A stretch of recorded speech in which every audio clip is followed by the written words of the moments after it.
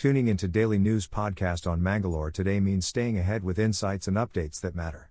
Today, we're diving into the news that shapes our community and our world. Welcome aboard. In a shocking incident, a youth named Pawan was stabbed by a person known to him due to a previous enmity at Kumdelu near Farangjapet. The accused, identified as Charan, has been booked by the police in connection with the case. Pawan is currently undergoing treatment at a private hospital in Mangalore. The police have highlighted that personal enmity between the two individuals is suspected to be the motive behind this violent attack. Stay tuned for more updates on this developing story. In a tragic incident near Koilandi, one person lost his life and around 13 individuals were injured when a private tourist bus traveling from Udupi to Thiruvananthapuram overturned. The accident took place in the early hours of Saturday in Kozhikode district. Authorities mentioned that the driver may have fallen asleep while maneuvering through a slope, leading to the unfortunate mishap. Our thoughts are with the victims and their families during this difficult time. Mangalore, today, voting day in the southern part of Karnataka, witnessed a decent turnout of 69.23% across 14 Lok Sabha constituencies, with rural areas outshining urban districts. Congress and BJP both claimed the numbers favored them. Despite minor incidents like equipment damage and boycott threats, the election remained largely peaceful. The weatherman's heatwave forecast didn't deter voters, with Mandya leading at 81.5% turnout. Heartbreaking incidents included the deaths of 5 individuals during the exercise, with voters mourning the loss of committed citizens like Lokamate TT and Midhu Changappa. The day also saw allegations against candidates, with BJP's Dr. Kesu Sudhakar facing accusations of bribery and proxy voting claims made by Congress agents. Despite EVM breakdowns and a few disturbances, the Karnataka police reported a peaceful voting process statewide, highlighting the cooperation of voters. In Pudur today, a tragic accident claimed the life of auto rickshaw driver Jason. The accident occurred in the early hours of Saturday when his vehicle collided with a KSRTC bus near Mukrampadi on the Mani-Mysuru highway. The bus, which was transporting election staff back to Pudur from Madikeri, was involved in the mishap. Despite efforts by the fire service to rescue him from the mangled auto, Jason, aged 30, tragically lost his life in the collision. Our thoughts and prayers are with his family during this difficult time. In a surprising turn of events in Konalu village, Kadaba, a bride shocked everyone by refusing to marry the groom right before the tying of the Mangala Sutra on April 26. Umesh from Konalu was set to marry Saraswati from Bantwal at Sri Shanmukha Temple in Kanchana Perla. Despite initial disagreements, Saraswati eventually agreed at Upanangadi station, but Umesh decided against the marriage. Both sides left the station after signing a bond, leaving many in disbelief. Mangalore Today brings you the latest tech update. WhatsApp is introducing a new passwordless feature for iPhone users, allowing them to log in using Face ID or Touch ID. This move aligns with Google and Microsoft's push towards biometric security, making passwords a thing of the past. Android users got this feature last year, and now iPhone users can benefit too. To enable passkeys on WhatsApp, simply navigate to Settings, click on Account, then Passkeys, and create your passkey using Face ID or Touch ID. The update will be rolled out gradually, so keep an eye out for it. Additionally, the beta Android version is receiving new features such as offline file sharing and an in-app dialer. Stay tuned for more updates on Mangalore Today. In a recent development, the Fast Track Sessions Court 2 in Mangaluru has handed down a 10-year sentence to Basavaraj Alappa Madavalar for sexually assaulting a minor girl. Madavalar took the girl from Mangaluru to Tirupati, where he forced her to work at a dhaba and raped her in the canteen between December 2022 and January 2023. Thanks to a missing complaint filed by the girl's uncle, Madavalar was arrested by the then Inspector of Women Police Station, A.C. Lokesh. The judge, Manjula Iddi, delivered the verdict on April 23rd, sentencing Madavalar to 10 years of rigorous imprisonment and a 15,000 fine under Section 376(2)(n) of the Indian Penal Code. In case of default in payment, Madavalar faces an additional 3 months of simple imprisonment. The judge also noted that any time already spent in detention during the case proceedings will be taken into account. In a significant political development, over 800 members of the Sikh community have joined the Bharatiya Janata Party (BJP) in Delhi. The event, graced by the presence of the party's National General Secretary Tarun Chugh, saw key BJP leaders such as Manjinder Singh Sirsa and Delhi BJP President Virendra Sachdeva welcoming the new members. Sachdeva expressed confidence in securing all 7 parliamentary seats in Delhi in the upcoming elections and reiterated the goal to see PM Modi as the Prime Minister for the 3rd term. Emphasizing the valor and compassion of the Sikh community, he highlighted the historical contributions of Guru Gobind Singh and praised their unwavering support during times of national crisis. Manjinder Singh Sirsa lauded PM Modi for bringing justice to those responsible for the Sikh massacres, resonating with the Sikh community's support for the Prime Minister. The voting for all 7 Lok Sabha seats in Delhi is slated for May 25th. In a recent app update, WhatsApp has made a significant change by switching from its traditional blue theme to a new green color scheme. This alteration has sparked mixed reactions among its massive user base in India. WhatsApp's parent company, Meta, has stated that this redesign aims to offer a more modern and user-friendly experience. Both Android and iOS users will observe various modifications, including a darker dark mode for Android and a complete transformation of the user interface for iPhone users. Additionally, links shared within the app will now appear in green instead of blue. Along with the color change, WhatsApp has introduced several updates to enhance user experience, such as adjustments to the messaging indicators. The shift from lowercase to uppercase initials in words like online and typing has captured users' attention and sparked discussions online. These changes are part of WhatsApp's efforts to deliver a fresh and improved interface to its users.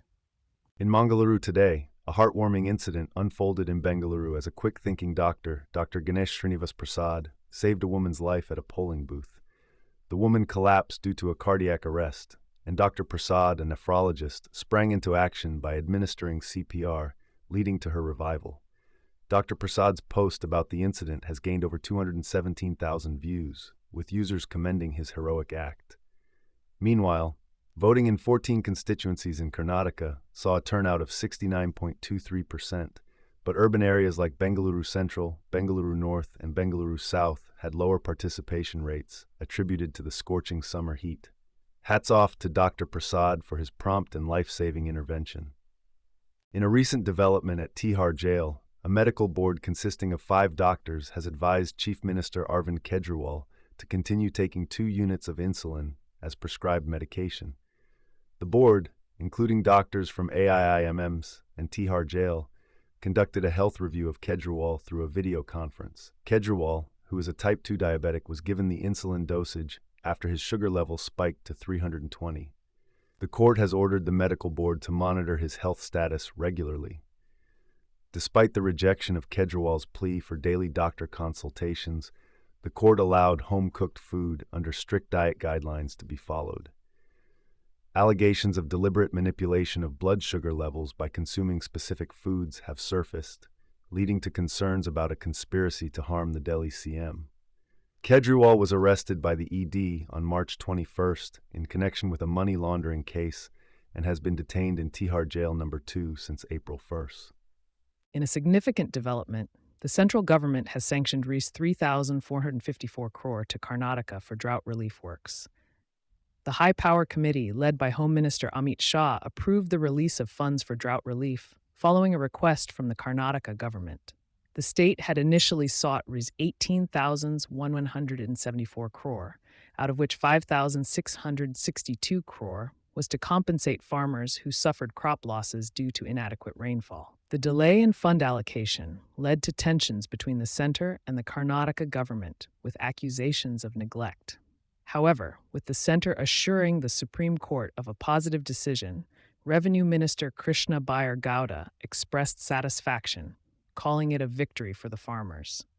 The state's persistent efforts, including approaching the highest court for intervention, have finally borne fruit, with the center's assurance to expedite relief measures for the affected farmers. 3 women from Gujarat tragically lost their lives in a devastating car crash in the U.S. Rekhaben Patel, Sangitaben Patel, and Manishaben Patel, all hailing from Anand district in Gujarat, perished as their SUV plunged off a bridge in Greenville County, South Carolina. The vehicle was found wrecked in multiple pieces on trees after propelling 20 feet into the air from the highway.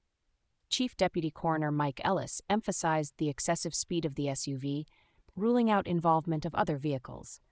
Emergency teams, including South Carolina Highway Patrol and Gant Fire and Rescue, swiftly responded to the scene. The detection system of the car alerted family members back in India, prompting them to notify local authorities. Amidst this tragedy, there is uncertainty about the sole survivor's condition, who was hospitalized following the crash. In a series of income tax raids conducted in Bengaluru rural constituency, the residents of key associates of Congress's candidate D.K. Suresh were targeted. The Congress bloc president Sridhar and former corporator Gangadhar, along with their relatives in Kanakunta, came under scrutiny by the officials. The searches also extended to the bungalow of former corporator Gangadhar, where documents were thoroughly examined during the 8-hour operation.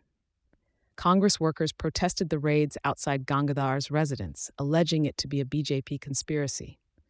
The IT raids have taken place just days before the Lok Sabha polls in South Karnataka, where D.K. Suresh is contesting against BJP's Dr. C.N. Manjunath.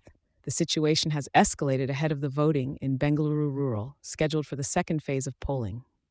In a high-octane IPL 2024 match between PBKS and KKR, a jaw-dropping 523 runs were scored with PBKS successfully chasing down a record 262.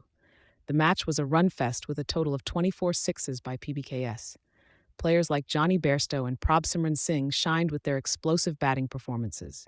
This season has seen a surge in high scores, with teams hitting 260 or more 7 times, compared to only once in the previous years. The impact player rule allowing an extra batter or bowler has been criticized by bowlers as they struggle to contain the strong batting lineups. Former cricketers like Sourav Ganguly have called for a balance between bat and ball in the IPL.